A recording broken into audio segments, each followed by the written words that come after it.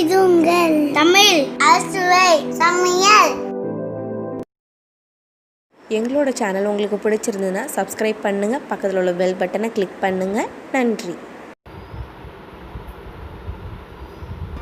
Welcome friends. இன்றைக்கி நம்ம 6 விதமான கிச்சன் டிப்ஸ் தான் பார்க்க போகிறோம். ஃபஸ்ட் டிப் என்ன அப்படின்னா, நம்ம வீட்டில் யூஸ் பண்ணுற ஹேர் பின்ஸ் துரு பிடிச்சாலோ இல்லை நுனியில் உடஞ்சிருந்தாலோ நம்ம தூக்கி போட்டுருவோம்.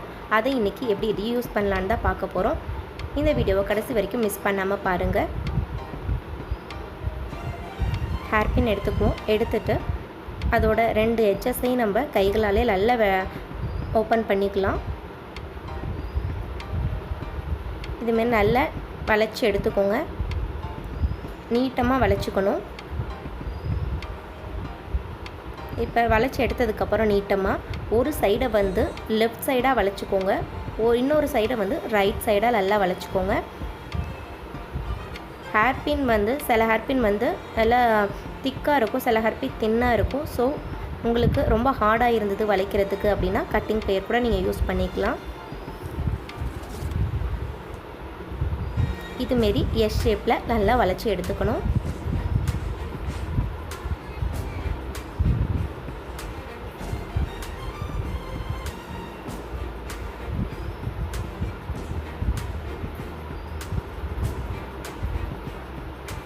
இந்த பூக்குத்துற ஹேர்பினை பார்த்திங்க அப்படின்னா நம்மளால் எஸ் ஷேப்பில் வளைச்சி எடுக்க முடியாது, ஏன்னா உடஞ்சிரும். ஸோ அதனால் அதோட பின் பக்கமாக வந்து நான் 1 இன்ச் அளவுக்கு நல்லா பின் பண்ணிக்கிறேன். இதுமாரி பெண்ட் பண்ணி எடுத்துக்கலாம். பார்க்குறதுக்கு பார்த்திங்க அப்படின்னா நம்பர் 2 மாதிரியே ஷேப் கிடைக்கும். இப்போ நம்ம மேல் பகுதியான வளைஞ்சு இருக்குது பாருங்கள், அந்த பகுதியில் நுனி இருக்குது பாருங்கள், அந்த வந்து நம்ம பெண்ட் பண்ணி உள்புறமாக நம்ம வளைச்சிக்கணும்.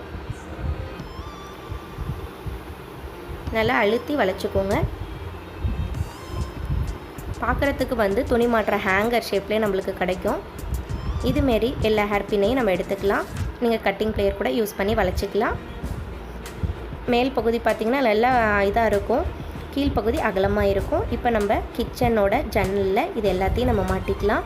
மாட்டிட்டு நம்மளுக்கு என்னென்ன தேவையோ அந்த பொருட்களை நம்ம அதில் தொங்க விட்டுக்கலாம்.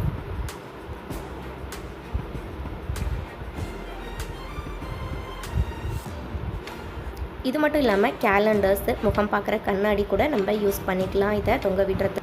நம்மளோட செகண்ட் டிப் என்ன அப்படின்னா, நைட்டு நம்ம பட்டாணி ஊற வைக்க மறந்துடுறோம் அப்படின்னா இதுமாரி ஒரு பாத்திரத்தை எடுத்து தண்ணியை கொதிக்க விட்டு தேவையான பட்டாணியை கொட்டி நல்லா ஒரு 1/4 மணி நேரம் நல்லா கொதிக்க விடலாம். அதுக்கப்புறம் மூடி போட்டு நார்மல் ரூம் டெம்பரேச்சரில் வச்சிட்டிங்க அப்படின்னா பட்டாணி நல்லா வெந்து இருக்கும்.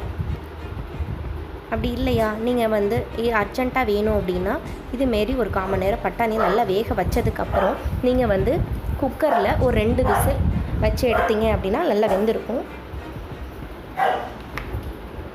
இன்றைக்கி நான் வந்து 1/4 மணி நேரம் வேக வச்சு அதுக்கப்புறம் ஒரு 1/2 மணி நேரம் ஊற வச்சு நல்லா வெந்திருக்கு பாருங்கள்.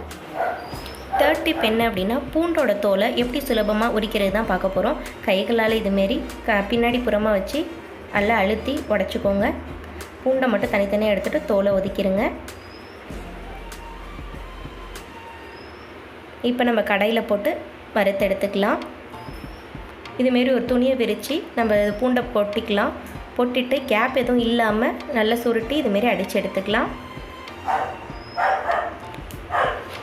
இப்படி உரிக்கும் போது நம்மளோட தோல்கள் வந்து பூண்டோட தோல்கள் சுலபமாகவே நம்மளுக்கு பிரிஞ்சு வந்துடும். இது வந்து நம்ம பிரியாணி இல்லை குழம்பு வைக்கும்போது இந்த மெத்தட் ரொம்பவே சுலபமாக இருக்கும். இங்கே பாருங்கள், தனித்தனியாக பூண்டு அழகாக உரித்து வந்துடுச்சு. சில பூண்டு வந்து சரியாக வந்து ஓப்பன் ஆகலை அப்படின்னா நம்ம நல்லா அடித்து எடுத்துக்கிட்டிங்க அப்படின்னா ஈஸியாக நம்மளுக்கு உரித்து வந்துடும், உறிஞ்சே அதே வந்துடும்.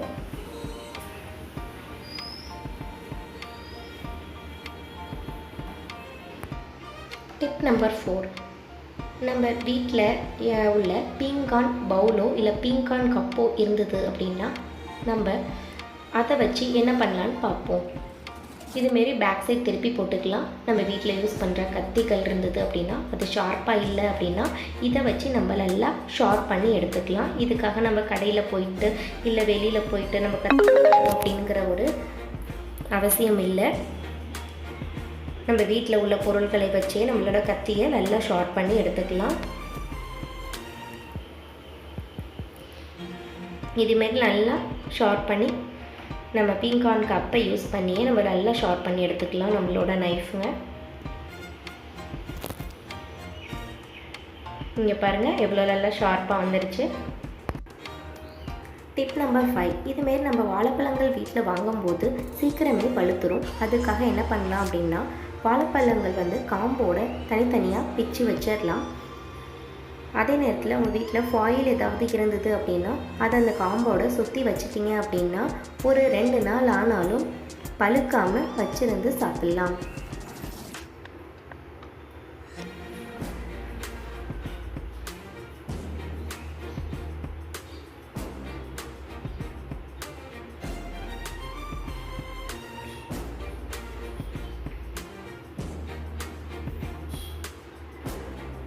டிப் நம்பர் 6, இதுமாரி அழுகுன லெமன் வச்சு என்ன பண்ணுறதுனா பார்க்க போகிறோம். இதை நம்ம உணவுகளில் எடுத்துக்க முடியாததுனால நம்ம இதை எப்படி ரீயூஸ் பண்ணலான்னு தான் பார்க்க போகிறோம். இதுமாரி கட் பண்ணிக்கோங்க. கட் பண்ணிவிட்டு அந்த லெமன் தண்ணியை ஒரு பாத்திரத்தில் நல்லா புழிஞ்சு எடுத்துக்கோங்க. அதோட தோல்களையும் நம்ம கட் பண்ணி போட்டுக்கலாம். இதில் 1 கப் அளவு தண்ணி ஊற்றிக்கலாம். இதில் நல்லா கொதிக்க விடலாம். கொதிக்க விட்டு வடிகட்டிடலாம். வடிகட்டிட்டு அந்த லெமனில் உள்ள தண்ணிகள் இருக்கும், அதையும் நல்லா புழிஞ்சு நல்லா வடிகட்டிக்கலாம். இதை நல்லா ஆற விட்டுறணும். ஆற விட்டதுக்கப்புறம் நம்ம வீட்டில் யூஸ் பண்ணுற பாத்திரம் கழுவுற லிக்யூடாக இருக்கட்டும், ஹேண்ட் வாஷாக இருக்கட்டும், சர்ஃப் எது வேணாலும் நீங்கள் 1 ஸ்பூன் அளவுக்கு இதோட சேர்த்து நல்லா மிக்ஸ் பண்ணிட்டீங்க அப்படின்னா நம்மளோட லிக்யூட் கிடச்சிடுச்சு. இதை நம்ம இதுமாரி ஒரு பாட்டில் வேஸ்ட்டாக இருந்தது அப்படின்னா அதில் நம்ம ஊற்றி எடுத்துக்கலாம். எடுத்துட்டு நம்மளோட ஃப்ளோரு, கிச்சன் டாப்பு, ஸ்டவ் எந்த பொருளாக இருந்தாலும் சரி இந்த ஸ்ப்ரே யூஸ் பண்ணி நம்ம ரொம்பவே அழகாக க்ளீன் பண்ணிடலாம்.